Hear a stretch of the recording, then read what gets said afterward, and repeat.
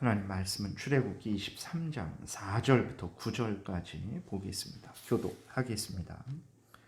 내가 만일 내 원수의 길 잃은 소나 나귀를 보거든 반드시 그 사람에게로 돌릴지며 내가 만일 너를 미워하는 자의 나귀가 짐을 싣고 엎드러짐을 보거든 그것을 버려두지 말고 그것을 도와 그 짐을 부릴지니라. 너는 가난한 자의 송사라고 정의를 굳게 하지 말며 거짓 일을 멀리하며 무죄한 자와 의로운 자를 죽이지 말라. 나는 악인을 의롭다 하지 아니하겠노라. 너는 뇌물을 받지 말라. 뇌물은 밝은 자의 눈을 어둡게 하고 의로운 자의 말을 굽게 하느니라. 너는 이방 나그네를 압제하지 말라. 너희가 애굽 땅에서 나그네 되었은즉 나그네의 사정을 아느니라. 아멘. 기도드리겠습니다. 살아계신 하나님 아버지 감사합니다. 이 시간 하나님 말씀을 전하고 듣습니다. 성령께서 역사하셔서 하나님의 뜻을 잘 깨달아 알게 도우시고 또 하나님의 알려주시는 대로 믿고 따르는 복된 신앙생활하게 도우소서. 감사드리고 예수 그리스도의 이름으로 기도드렸습니다. 아멘.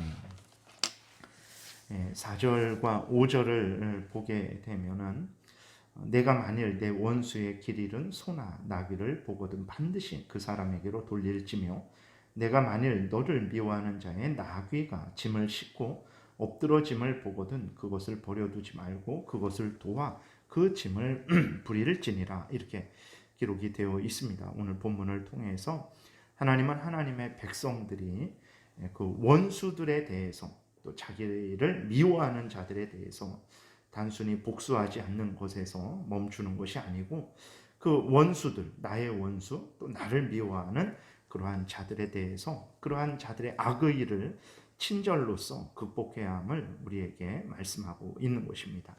이는 사실 실로 어려운 일이죠. 나의 적에게 또 나를 미워하는 사람에게 친절을 베푸는 것은 우리의 죄된 본성에 어긋나게 되는 일이죠. 그래서 아주 힘들고 어려운 일입니다. 그럼에도 불구하고 하나님은 하나님의 백성이 되었기 때문에 하나님의 백성들이 포악한 마음과 태도를 멀리할 것을 분명하게 말씀하고 계십니다. 하나님이 자비하시기 때문에 하나님의 백성된 자들도 하나님의 자비하심과 같이 자비를 베푸는 그러한 삶을 살기를 원하시는 것이죠. 마태복음 5장 43절부터 이렇게 기록되어 있습니다. 또 내 이웃을 사랑하고 내 원수를 미워하라 하였다는 것을 너희가 들었으나 나는 너희에게 이르노니 너희 원수를 사랑하며 너희를 박해하는 자를 위하여 기도하라.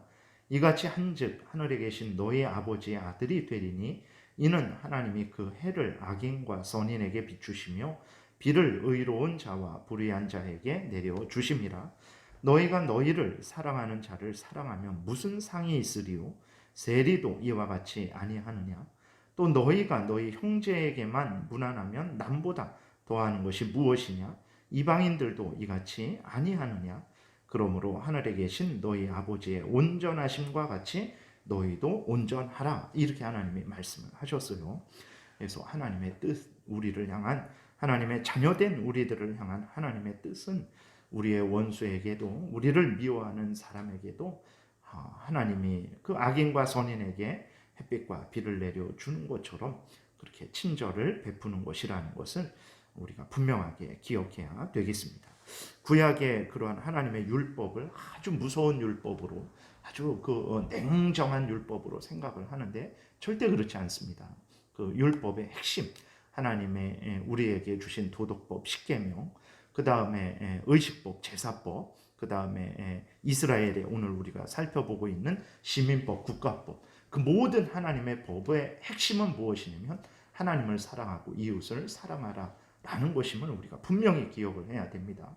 10계명은 구약거니까 그거는 아주 냉정하고 아주 사랑이 없으니까 라는 생각을 하고는 오늘날의 십계명에 대해서 무관심하고 그렇게 구약에 나타난 하나님의 이러한 뜻들에 대해서 무관심한 것은 아주 잘못된 것이라는 것을 우리가 분명히 기억해야 되겠습니다. 6절부터는 이제 특별히 재판관들에 대해서 하나님께서 말씀을 하십니다. 재판관들, 재판 또 그 재판이 어떻게 이루어져야 되는지를 말씀을 하고 있어요. 6절에 가난한 자의 송사라고 해서 정의를 굽게 하지 말며라고 이렇게 기록이 되어 있어요. 3절에서는 이제 무조건 가난한 자의 편을 들지 말 것을 이제 일반적으로 모든 국민들이 그렇게 하지 말 것을 말씀을 하시고 6절에 오늘 읽은 6절에서는 이제 재판관들이 특별히 그 재판을 담당하는 자들이 정의를 왜곡시키지 말 것을 말씀을 하고 계십니다. 재판관들의 본분은 옳고 그름을 분명하게 분별하고 또 판결하는 것이죠. 가난하다고 더 편들고 가난하다고 가난한 자를 위해서 부자를 죄인으로 몰아붙여서는 안 되는 것입니다. 가난한 자들을 학대하지 말아야 되지만 그렇다고 정의를 굳게 하면서 재판을 해서는 안 된다는 것을 아주 분명히 기억을 해야 되는 것입니다. 재판관들뿐만 아니라 모든 국민이 그래야 됩니다. 가난하고 어려운 자들은 당연히 돌보고 사랑하고 그들을 위해야 되겠지만 그렇다고 해서 죄까지도 죄가 아니다라고 해서는 절대로 안 되는 거예요. 죄는 죄고 도울 것은 돕는 그러한 아주 분명한 바른 그러한 마음과 태도를 가져야 되죠. 7절에 보게 되면 거짓 일을 멀리하며 무죄한 자와 의로운 자를 죽이지 말라. 나는 악인을 의롭다 하지 아니하겠노라. 어제 이렇게 또 말씀을 드렸고 이거 특별히 재판관들이 더더욱 이렇게 해야 되는 것입니다. 재판이 의로운 자를 악인이다 이렇게 판결을 하고 악인을 의로운 자다 이렇게 판결하는 재판이 되어서는 절대로 안 되는 거죠. 8절에 너는 뇌물을 받지 말라. 뇌물은 밝은 자의 눈을 어둡게 하고 재판하는 사람의 눈을 어둡게 하는 거죠. 의로운 자의 말을 굽게 한다. 여기에서는 뭐 이제 증언하는 사람들의 그러한 증언을 왜곡되게 한다. 그런 의미죠. 재판관들이 뇌물을 받으면 당연히 공정한 판결을 하지 않습니다. 증인들이 뇌물을 받으면 당연히 올바른 증언을 하지 않고 왜곡된 증언을 하게 되는 거예요. 참 3,500년 전이나 지금이나 재판관들이나 그러한 사람들이 뇌물을 받아 판결을 왜곡하는 증언을 왜곡하는 일들이 하나도 변함이 없는 거죠. 정의는 생각하지 않고 죄에 대한 공정한 처벌은 생각하지 않고 나라의 기강이 무너지는 것은 생각하지 않고 자신에게 주어지는 돈만 생각해서 죄인을 의롭다 하고 거짓된 증언을 해서 온 나라를 무너뜨리는 일들이 지금도 여전히 횡행하고 있는 거예요. 얼마 전에도 대법관이라는 자가 수십억, 그 한 사람에게서 50억이지 그 사람이 그 사람만 알겠습니까? 그 대법관이 그 사람만 알겠어요. 수많은 사람들을 알 텐데 그 대법관이 수많은 재판을 했을 텐데 도대체 참 기가 막힌 일이죠. 그러니까 그러한 일들이 여전히 지금도 일어나고 있는 거예요. 시편 82편에 하나님께서 재판관들을 뭐라고 말씀하시냐면 신들이다 이렇게 말씀을 하세요. 그 정도로 재판관들을 하나님께서 높이 존중하시고 그들을 높은 자리로 올리신 거예요. 왜 신들이라고 했냐면 이들이 하나님을 대신해서 옳고 그름을 분별하고 옳은 일에 대해서 옳다하고 틀린 일에 대해서 틀린다라고 말하며 옳은 일을 한 자들에게 상을 주고 틀린 일을 행한 자들에게 벌을 주는 그러한 일을 하는 거죠. 그건 하나님이 하시는 일인데 하나님께서 그 재판관들을 세우셔서 그렇게 통치자들을 세우셔서 그 일을 하게 하셨어요. 그래갖고 하나님의 일을 그렇게 대신하는 그러한 자들을 신들이다라고까지 하나님께서 말씀을 하셨습니다. 근데 그렇게까지 높아진 자들이 자신의 탐욕을 따라서 자신의 편협한 식견을 따라서 자신의 친분을 따라서 왜곡되게 재판을 한다면 그것은 하나님에 대한 배은망덕이고 하나님의 뜻을 대적하는 것이고 그것은 세상을 혼란케 하는 아주 악한 자입니다. 그러니까 그건 재판관으로서의 자격이 없는 자죠. 근데 그들이 단지 이 세상에서 그러한 공부를 잘한다라는 이유로 아주 못된 먹어서 그러한 재판을 한다라는 것은 참으로 안타까운 일이죠. 그러한 자리에 올라서 나라를 혼란케 하고 어지럽게 하고 물론 모든 재판관들이 다 그런 것은 아니지만 그러나 참으로 안타까운 일들이 한두 가지가 아니죠. 인류 역사 가운데 하나님의 뜻을 따라 통치하고 재판하는 자가 그렇게 많지 않았죠. 판검사가 뇌물 받고 적당히 해주지 않는 경우가 진짜 얼마나 되겠습니까? 물론 서민들에 대해서는 그러지 않죠. 서민들이 뭐 판검사 함부로 만날 수가 있겠습니까?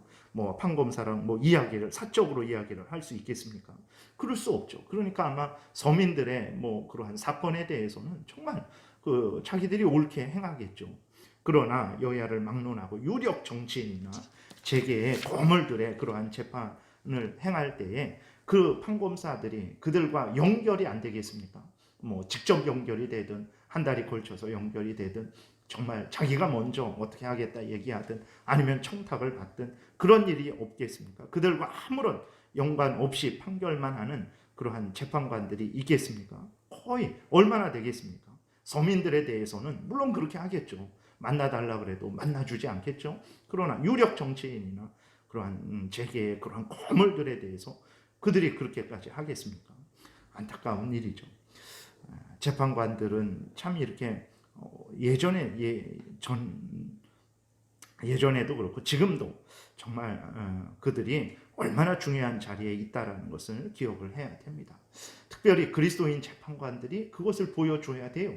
자기들이 그리스도인 판검사로서 있으면 정말 하나님의 그 위임을 받아서 물론 자기가 이 땅에서 사법고시를 통과해서 그러한 나라에서 그러한 공무를 맡고 있지만 그러한 모든 가운데 그러한 일들이 하나님의 섭리 가운데 되어진다는 것을 기억하고 하나님 앞에서 그 역할을 해야 돼요. 그래서 믿지 않는 자들에게 정말 이 일이 이렇게 중요하고 소중한 일이라는 것을 알려줘야 되는 것입니다. 재판관들은 판결만 하고 판결을 받지 않을 줄 알죠. 그러나 그러지 않습니다. 하나님이 판결하세요. 시편 82편 1절에 보게 되면 하나님은 신들의 모임 가운데 서시며 하나님은 그들 가운데에서 재판하시느니라 이렇게 기록이 되어 있어요. 하나님께서 그들을 신들로 높여주셨어요. 그렇게 존귀하게 대해주십니다. 근데 그러한 하나님의 은혜를 배은망덕하게 그냥 던져버리고 자기의 탐욕을 따라서 그렇게 악을 행하죠. 하나님께서 그들 가운데서 재판하신다고 그랬어요. 그 재판관들은 백성들을 자기 밑에 두고 재판하지만 그래서 자기들은 재판을 받지 않죠. 다 서로 이렇게 연결이 되어 있어갖고 그들이 뭐 서민들이 받는 판결을 받습니까? 절대 그러지 않습니다. 다 뭐 이렇게 동기고 선후배고 그러니까 그냥 넘어가죠. 그러니까 자기들은 절대로 이 땅에서 해를 당하지 않을 것이라는 그러한 생각을 하고 있죠. 물론 그럴 수 있습니다. 이 땅에서는 그럴 수 있죠. 그러나 살아계신 하나님께서 그들 가운데 계세요. 재판관들 가운데 계시다고 말씀을 하시면서 하나님이 그들 가운데서 재판하신다라고 하신 것을 우리는 늘 기억을 해야 되는 거죠. 2절에 너희가 불공평한 판단을 하며 악인의 낫보기를 언제까지 하려느냐라고 하면서 하나님께서 그 이후로도 책망하시는 것을 우리가 보게 됩니다. 그리스도인들, 특별히 그리스도인들 그러한 판검사들이 그러한 법조인들이 정말 하나님 앞에 서 있다라는 것을 분명하게 인식하고 그러한 마음과 태도로 그 일을 해야 되는 거죠. 그래야 믿지 않는 자들도 그 일을 할 때에 두렵고 떨림으로 물론 상식적으로도 어떻게 재판관으로서 행해야 되는지 일반 상식적으로도 바르게 재판하면 그는 정말로 존경을 받는 사람이 되죠. 그런데다가 더 그리스도인들이 바로 그러한 의미를 알려주게 되면 정말로 얼마나 복된 그러한 재판관들이 되겠고 또 그들로 인해서 나라가 얼마나 복되게 되겠습니까? 정말 하나님 앞에서 그러한 책임을 맡은 자들은 더더욱 조심하고 하나님 앞에서 바로 행해야 되는 것이죠. 하나님을 모르는 불신자들일지라도 자기들의 양심이 있으니까 세상에 상식이 있으니까 법이 있으니까 그것에 따라서만 해도 정말 나라가 이렇게 혼란하지는 않을 거예요. 9절에서는 이제 이방 나그네를 압제하지 말라. 너희가 애굽 땅에서 나그네 되었은즉 나그네의 사정을 아느니라. 이것은 이제 22장에서도 나그네를 돌보라고 하셨는데 여기에서는 이제 재판을 받을 때에 이러한 공정한 재판이 이스라엘 백성들에게 뿐만 아니라 이방 사람들에게도 공정하게 이루어져야 된다라는 것을 말씀을 하고 있는 것입니다. 하나님께서 이렇게 얼마나 하나님의 백성들이 정말 심지어 원수에 대해서도 올바르게 살아가기를 원하시고 특별히 나라의 기강, 질서를 세우는 그러한 공정한 법 집행에 대해서 얼마나 관심을 갖고 얼마나 그렇게 하나님께서 분명하게 단호하게 말씀하시는지를 우리 그리스도인들이 마음 깊이 새기고 각각이 처한 자리에서 하나님을 두려워하는 가운데 하나님의 뜻을 따라서 살아가야 되겠습니다. 기도드리겠습니다. 살아계신 하나님 아버지 감사합니다. 오늘도 은혜를 내려주셔서 감사합니다. 3500년 전의 말씀이지만 하나님의 말씀이고 진리의 말씀이기에 오늘 우리들에게도 우리를 부끄럽게 하고 우리의 잘못된 것을 드러내며 우리들이 어떤 마음과 태도로 바르게 살아가야 될지를 명확하게 알려주시고 계심을 하나님 우리가 다시 확인하게 됩니다. 하나님의 귀한 말씀 마음에 깊이 새기고 가정에서도 직장에서도 국민으로서도 정말 항상 언제나 어디서 무엇을 하든지 어떤 형편 처지이든지 하나님의 말씀 따라 살아가게 도우소서. 하나님의 영광을 드러낼 것이고 이웃을 참으로 유익하게 할 것이고 정말 이 나라를 복되게 할 줄로 믿습니다. 감사드리고 예수 그리스도의 이름으로 기도드렸습니다. 아멘.